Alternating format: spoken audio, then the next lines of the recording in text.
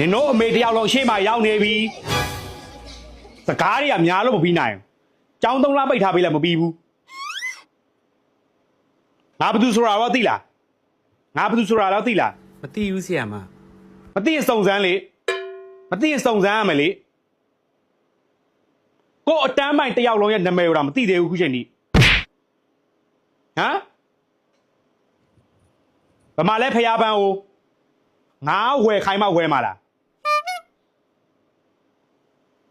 ဗမာလဲတစ်ပြက်စီဗမာလဲမိုက်ပုံ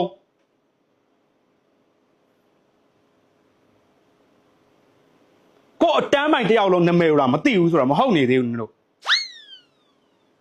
ငါရဲ့ရာဇဝင်စုံစမ်းလိုက်ရောအရှိရကြောင်းပြီးသွားတဲ့အတန်းလူတွေကိုမေးလိုက်